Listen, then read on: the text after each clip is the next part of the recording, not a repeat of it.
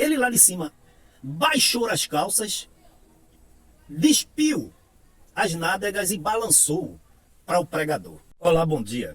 Na década de 80, em uma das confraternizações da mocidade no Templo Central da IEADPE de Pernambuco, o pastor Gesiel, pregando, contou uma revelação que uma irmã teve e contou para ele. A revelação era a seguinte: ela ia transitando em uma determinada localidade e de repente ela passava pela frente de uma igreja. Mas ela disse que existia uma movimentação demoníaca pelo lado de fora, tão grande. Os demônios, com muito dinamismo, tentavam por todos os custos entrar dentro daquela igreja. E faziam reuniões, e se arregimentavam, e impeliam-se contra aquela igreja, e um verdadeiro frenesi de demônios contra aquela igreja que estava, obviamente, buscando o poder de Deus em consagração e unidade de espírito no amor. Aquela irmã, naquela visão, andou mais um pouco e encontrou outra igreja. A igreja estava aberta e quando ela percebe, tal qual não foi a surpresa dela, existia apenas um demônio, já velho, deitado, bem à vontade, descansando, cochilando. E aquela irmã perguntava: eu não entendo, por que naquela igreja que eu passei, há tantos de vocês querendo, trabalhando, instigando, fazendo estratégias, investindo contra aquela igreja, e aqui você está sozinho, já velho, cansado, e nada faz? O demônio velho olhou assim para aquela irmã e disse: ah, minha amiga, aqui não tem nada para fazer, está tudo como o meu chefe quer. A lição que fica dessa visão, contada em uma das confraternizações para a mocidade no estado de Pernambuco, aqui em Recife, a lição que fica é a seguinte: as igrejas estão precisando buscar mais o poder de Deus. Mas por que não busca? Porque estão preocupadas em construção de templos, em obras sociais de fachada, em comprar rede de televisão, radiodifusão, fazer tudo, expandir as missões, mas a qualidade espiritual, o fruto do Espírito não se manifesta. Você quer ver? Eu estou falando para crente, crente que conhece a Bíblia, crente que conhece o valor da oração, da consagração, do amor, da adoração a Deus e da humildade. Eu, com 12 anos de idade, fazia parte em uma igrejinha, já falei aqui, que a igrejinha era coberta de telhas e a metade de zinco, chão com aquele piso áspero. A igrejinha o templo era tão estreitinho, pequenininho, que quando as pessoas dobravam os joelhos desse lado direito e os do lado esquerdo, os bancos paralelos, os pés se tocavam. De tal sorte que, para a gente passar lá para os fundos, era uma verdadeira dificuldade. Olha, irmãos, eu estava nesse culto. E quando eu levanto os meus olhos, a igreja estava em oração, porque a gente chegava para orar 18 horas, 5 horas a igrejinha já estava aberta e a gente orando.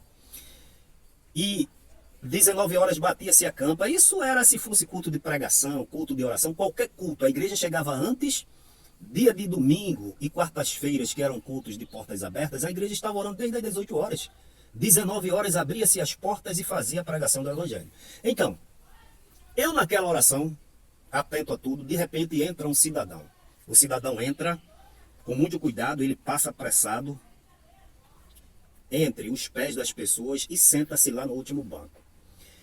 E daqui a pouco, a igreja toda orando de joelho, aquele cidadão começou a falar uma língua estranha, falsa, e Deus tomou uma profeta cá perto do púlpito e começou a repreender, porque era demônio que estava usando aquele homem.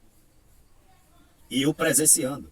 A profeta falava em mistério de cá, ordenando que o demônio se retirasse. O demônio gritava, usando o homem mais e mais lá atrás. De repente, Deus podia, obviamente, a unção e o poder da palavra, ter ordenado e o demônio sair lá no outro estado, lá do outro lado do mundo. Mas Deus usa e faz como Ele quer. Então a irmã levantou-se, lembro-me como fosse hoje, com o lenço na boca, os olhos totalmente fechados, passou sobre os pés das pessoas, não pisou em um só pé, não tropeçou, e lá, no final, impôs a cabeça, as mãos sobre a cabeça do homem, ordenou e o espírito imundo deixou aquele homem, o demônio.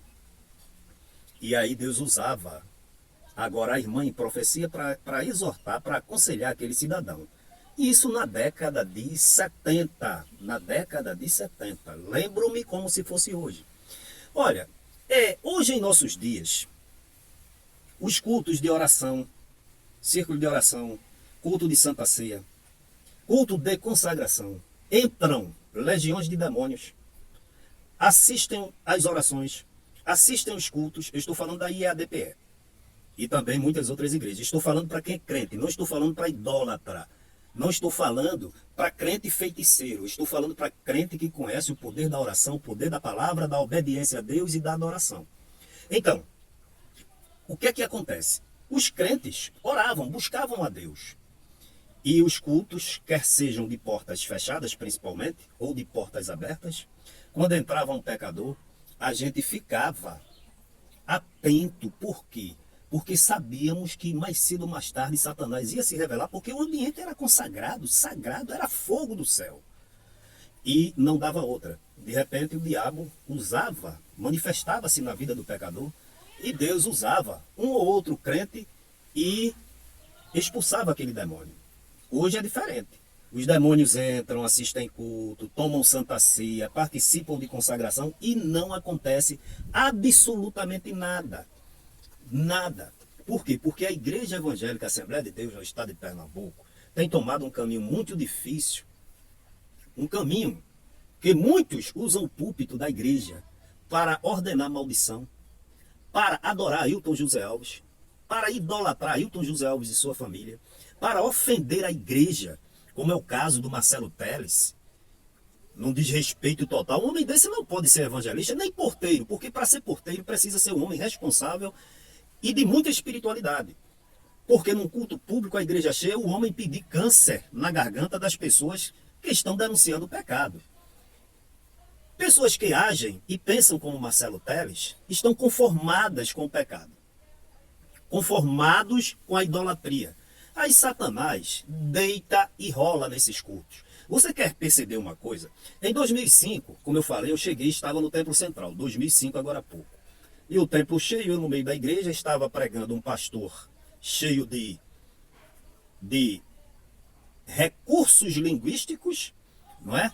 Usando as técnicas da interpretação de texto, a hermenêutica, usando a arte de pregar, que é a homilética, a exegese, e cheio de invenção, buscando os originais. De repente eu vejo aquele movimento e ele atônito olha lá para cima, para o primeiro andar, para a galeria de cima, e eu olhei, e quando eu me viro dentro do templo central, ia descendo 4 homens com um cidadão, cada um agarrado num braço, cada um num braço, e os outros 2, cada um em uma perna.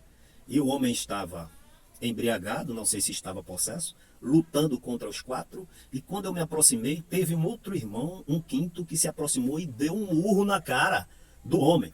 E o homem gritava: vocês são covardes, venham só, porque não me enfrentam só 4?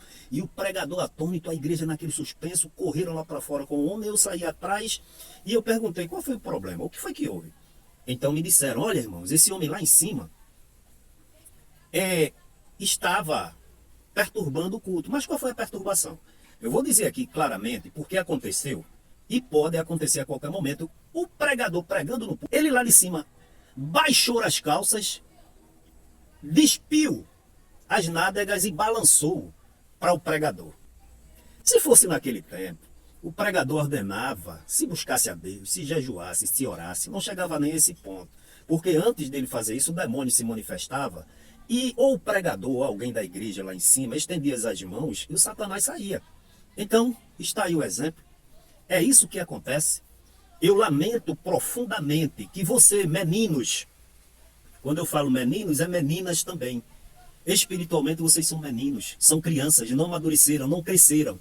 A gente faz as denúncias, a gente faz as exortações, a gente faz os aconselhamentos, denúncias graves de comportamento da direção da igreja, e vocês, em vez de buscarem na palavra a verdade e se colocarem como autênticos servos de Deus, vocês condenam e rogam praga àqueles que estão servindo de atalaia. Vocês precisam buscar a Deus velozmente, porque a vossa decepção, brevemente, será muito grande. Que Deus em Cristo a todos abençoe.